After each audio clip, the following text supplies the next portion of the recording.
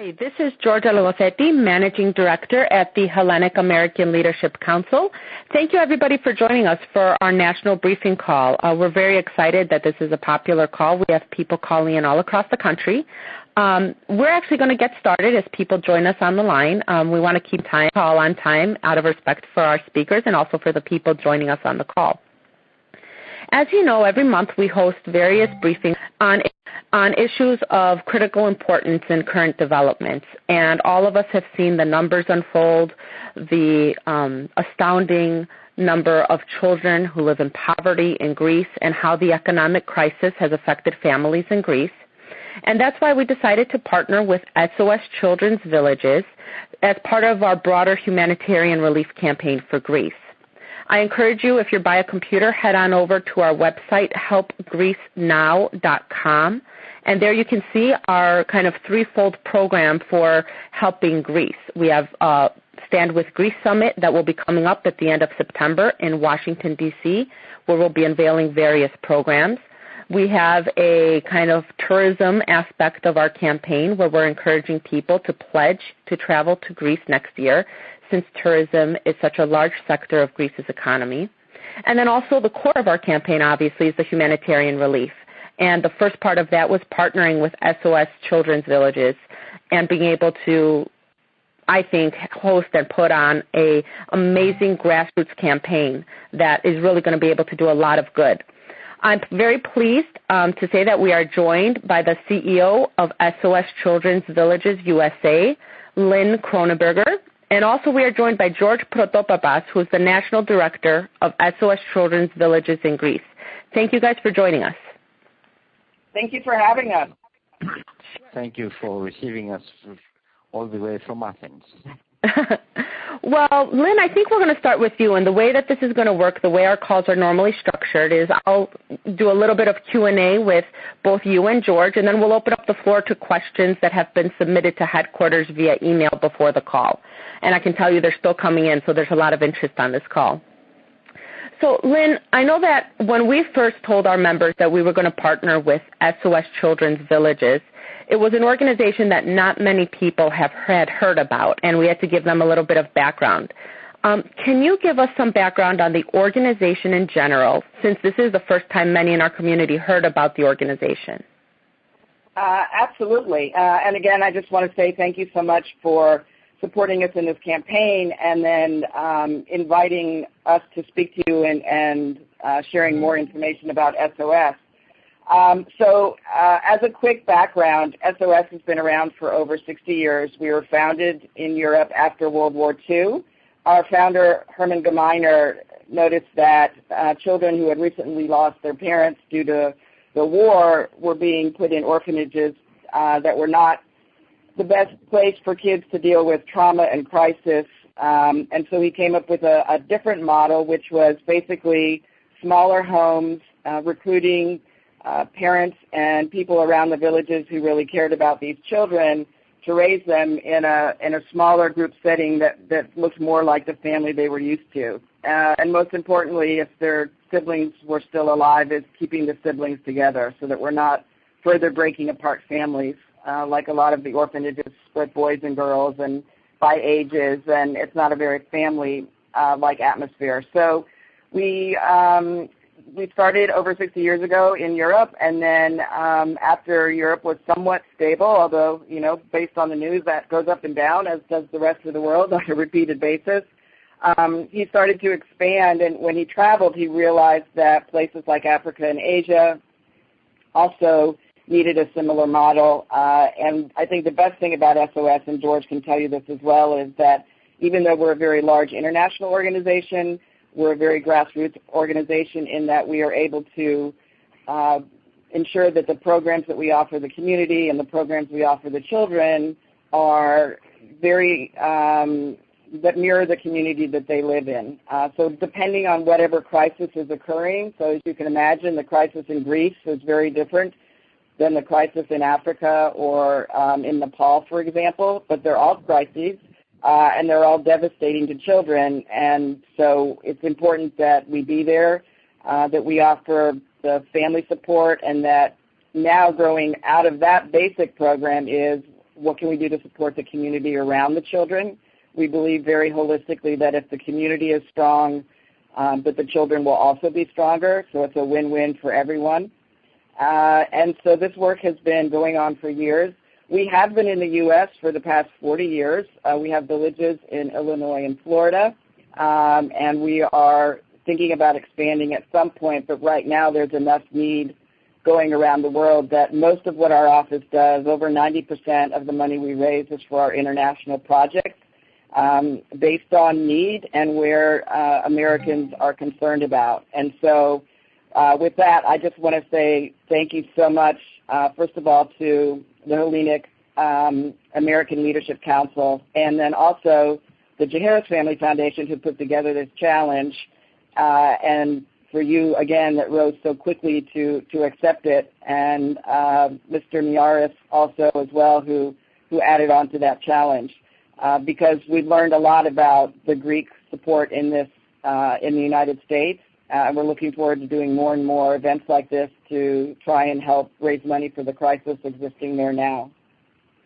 Thanks. I think that provides really great context about the scope of your organization.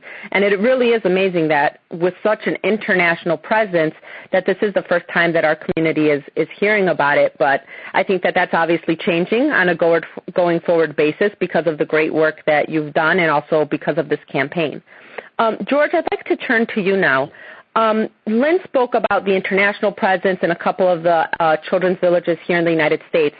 Can you give us a background on the SOS Children's Village's presence in Greece? When was it established? How many villages are there? And a little bit of overview of the operations. First of all, thank you for giving me this extreme, for me, experience to speak with all of you. And I take the advantage to express our thankfulness and gratitude to the ones that have made this becoming a reality, and mostly to Jaharis Family Foundation, to the Hellenic American Leadership Council, to Mr. Nikos Mouyaris and his family also, because he paid a visit to the SOS Village in Vari, and of course to all of them who have responded in the Help Greece Now donors. For me and for us here in Greece, this is unique, and I would like to say, additionally to what Lynn said, the SOS is a global charity, but acting locally, and that is what is making the big difference. In Greece now, we feel very happy and proud because this year we celebrate 40 years working in our country and providing parental care and loving SOS families to abandoned and destitute Greek children.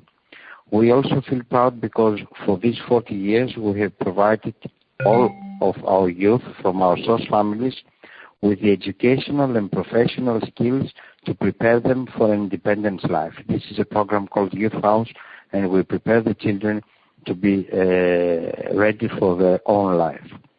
For that reason, we operate 4 SOS villages, 1 in Crete, 1 in Athens, 1 in Thessaloniki, and the last one in Alexandroupolis next to the Turkish border. And also we run 2 youth houses, 1 in Athens and Thessaloniki. And since 2009, we operate a unique program in Greece. We call it SOS Eliza Home for the treatment and preparation and the permanent placement of abused babies and infants aged from 0 to 5. And this is a program which is increasing as needs. And also we believe that we could extend this program by creating a foster family program here in Greece. Since 2012, due to the economic hardship and the austerity measures imposed, we have started operating 7 social centers in order to provide family strengthening services with the aim to support families affected by the crisis in order to keep them united, to keep them together. And this is a huge program that started with the financial support of Stavros Niarchos Foundation. The fact that you said that the scope of expansion has been so great during the crisis is really a testament to the on-the-ground need and how much I believe it's probably changed. And you're on the ground, how much it's changed probably in the last 5 years, let alone the last 10 years, right? That is true. I mean, we also felt in the beginning in 2012 we were in a panic situation because in Greece such a crisis has never happened. Probably society was coming from the Second World War in such a bad situation, but never after a continuous ongoing progress. And for us, that it was also a happy moment, let's say happy, that we could respond to the needs of the society in today. Because abandoned and abused children, they're always in societies existing, or even in the Greek society. But such kind of situations, from the wealth to poverty, and feeling that we are able to respond, it made us very, very proud. And, of course, on the other side, as Greeks, feeling very sorry. Yeah. Well, speaking of the happy side of that equation and happy moments, Lynn, I'd like to get back to you. With those matching gifts and with the grassroots donations, many of which were very low-dollar donations, $5, $25, the Help Greece Now campaign and HALC were able to raise $236,000 for the children in Greece. And, you know, every day we see those donations are still coming in. What was the reaction over at SOS Children's Village's headquarters when we saw that, you know, we raised $50,000 in 48 hours? How did that compare to previous campaigns, and what was the general reaction? Ecstatic, I would say. There was a perfect storm, I guess you would say, with everything going on, because we had just launched a new crowdfunding platform at the same time. So this was our first real big effort with that. I think you guys have definitely raised the bar, and I think the team is a little nervous that every time we roll out a crowdfunding campaign that they're going to expect results like you were able to provide for Greece. So it was a delightful surprise. I think we were all elated. We've tried to do campaigns in the past before that have not hit a community, I think, so directly and at the right time. So it was great to feel the support and definitely showed us that there is more there and that there are Americans in this country who really care about what's going on in Greece and want us to keep focus on that area. So it was a great approval of kind of the way that we've been trying to work in the past. And I think the new platform that you mentioned was really helpful. It allowed people to share the campaign easily on social media. And so, you know, I know using new media has been a core aspect of how we're organizing the Greek diaspora. So being able to also see a new platform and put that to use was a really great moment for us. George, I want to go ahead.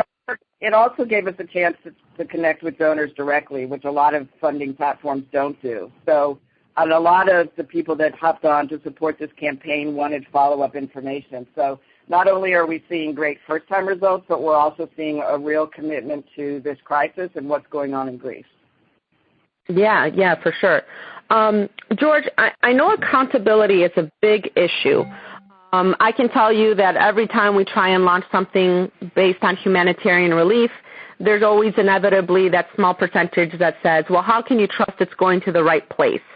What can you tell us about the on-the-ground execution of humanitarian efforts? In other ways, how can people be sure that the money that they donated is actually going to help children? And I know we obviously trust SOS Children's Villages implicitly, and we did our research, and you guys have amazing transparency and accountability scores. But I think maybe for the benefit of people on the call, when they donate, what's step 2? Where does that money go? Does it go towards food? Does it go towards administrative costs? If you can tell us a little bit about that. First of all, for me, this immediate and so warm reaction from the diaspora, from the Greek Americans of not only first, second, or third generation, is even increasing the transparency and the obligation we have to be, not only in the sense of productivity and honesty, but even much more. And for me, this is the best element. A charity in Greece must and have to provide to the people they believe, and they send money from far away, but even from the door next to you. It is really always, this is a big question. How do I know? And how I can be sure?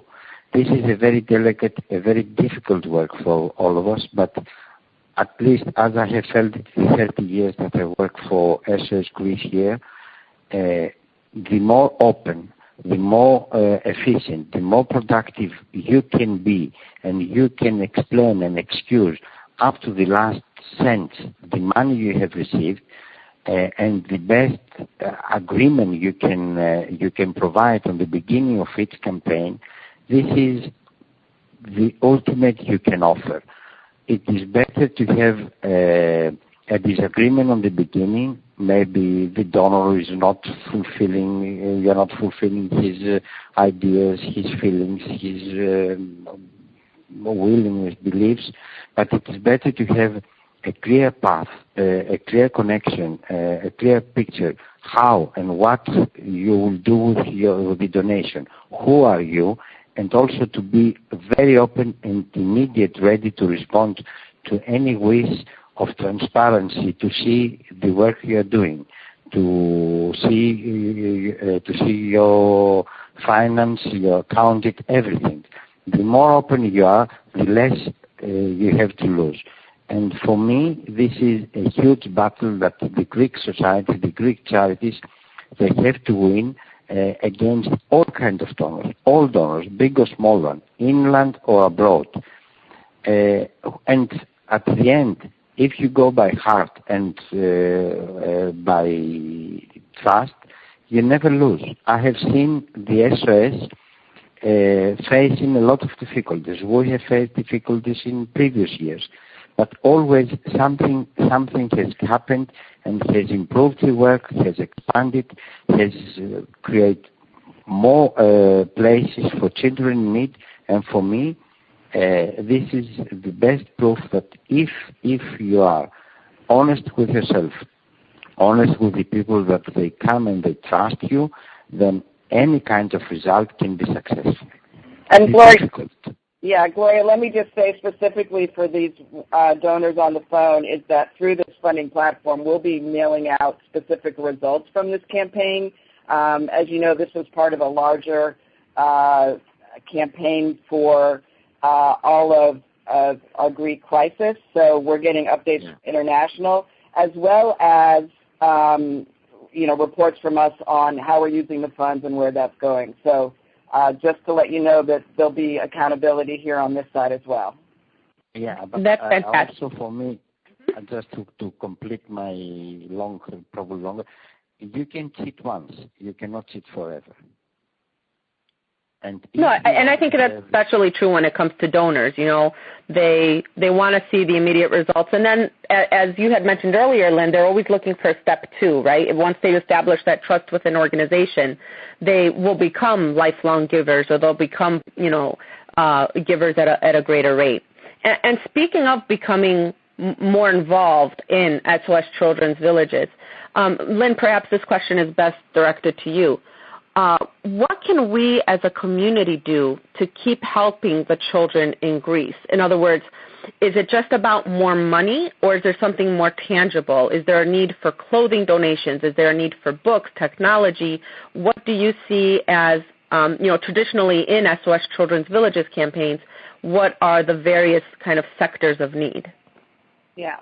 So I think the greatest challenge for us there is distance. So when we're doing campaigns, for Illinois and Florida, it's a little easier in the U.S. to do clothes drives and book drives.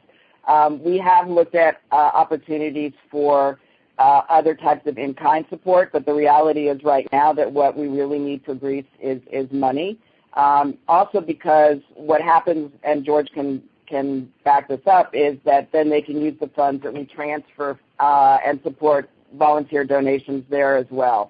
I know that HALC is working on a large clothing drive, and I think we've gotten some transportation support. So I don't know the details on all of that, but as we will definitely support that as those logistics are worked out. If we can get transportation and shipping costs donated, that's the biggest hurdle. If we get that done, then we can look at more in-kind donations. But the real point is that George can use those funds and maximize them on the ground locally to drive more volunteer efforts there. And then there might be an opportunity for us to talk when we do a trip to Greece later on next year about what types of things you could take with you to support kids in the villages there. That's something else our donors do as they travel to our villages, is bring extra supplies with them, and then they can buy fun tokens and other things that they want to bring back. So it's a good way of clearing out your luggage, giving it to people who need, and then supporting the economy there. Mm-hmm. That's true, because with the donations and the money, it's not only that you help only families, but also you are adding and you put a little piece in the running of the economy, because you take the food aid or whatever from Greece. So it's more than the families we support. It's the society and the surrounding, and it is how you can even just add a little bit from your side to the rest of the economy. Because no one is isolated. We are all a puzzle of this world. I think we'll turn now to some of these questions that are coming in. We have a question from Maria in California, and I think this is probably best directed to George.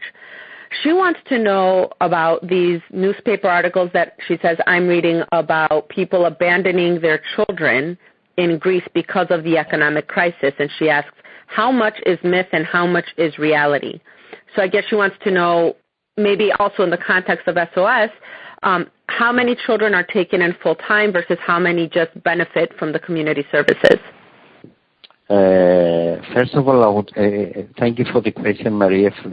This is a nice topic, because what it really happened in Greece, it was back in 2012.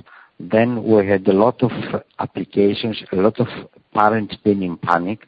The first economic crisis, it was like a massive wave of difficult situation. We will not pay electricity. Who is going to be? What is going to happen? The government was out of any logical procedure.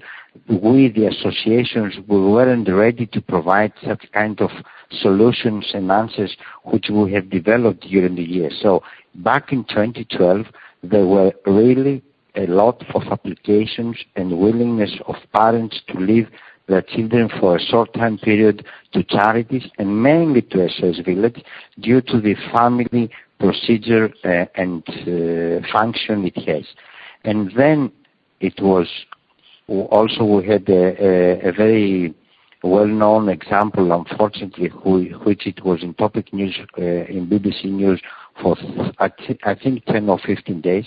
We had a case that a single-parent family mother left her 4.5-year-old girl in the kindergarten that she was attending with a note in her chest, I cannot feed her anymore, please give it to SOS. That girl, she's still with us. She now lives in the SOS village we have in Alexandroupolis, next to the Turkish border. She's now around 9 or 10 years old. But in our days, such kind of extreme examples and cases, they don't happen, because not only SOS, but also other charities, they have implemented structures and ways to keep and try to keep those families together. We, with the support of Marcos and now with you, but we will talk about it later, we do have this kind of tools anymore to keep the families together. And even still, even then and now, we took children only from single-parent families, never from couples. You are not, SOS is not here, none of the charities is here to take the children out of the family for a financial reason only. And so, rumor is still around, but reality is not existing in the length that it has happened back in 2012. Thanks. I think that helps clear it up, because, like you said, there is a big gap between what you read in the newspapers versus what's actually happening on the... Yes. By no means. At least from SOS side, we don't receive anymore any kind, the last 2 years, any kind of application. Please take my child or my children, keep them for 10 months to help them. We unfortunately still have the need of families to be fitted, to be supported, but together. Yeah. The next question is Nick from Chicago, and I think this is probably a question for Lynn. If somebody wants to get involved in SOS Children's Villages USA, you had mentioned there were 2, I believe, Illinois and Florida. He asks, how can I get involved in my local SOS Children's Villages? Just email us here at the national office, and we'll connect you with the local villages. As I said, right now just Illinois and Florida, although we are talking about other opportunities as well. You can also go onto our website at SOS-USA.org, and we have information on our villages there. But if you just email us, we'd be happy to get you the contact information. Great. And then we'll do one more question before wrapping up the call. Unfortunately, we won't be able to get to all of the questions, but we'll pass them along to SOS Children's Villages headquarters, and they can get back individually, or we can answer them from HALC ourselves.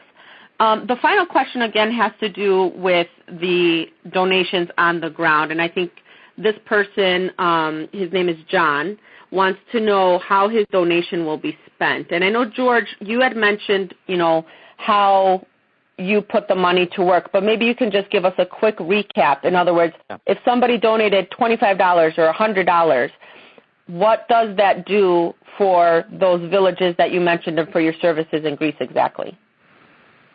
I will say, first of all donations, and especially the small ones, it's what is becoming the most critical long-term support for an association. Because with the big donations, you probably can create a village, you can build a house, you can do something you cannot easily repeat.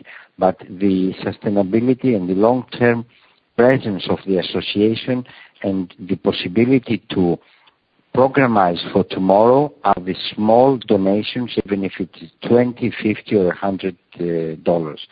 Now, in our case, we have 2 different things. One is the long-term programs like the SOS Villages, where at least with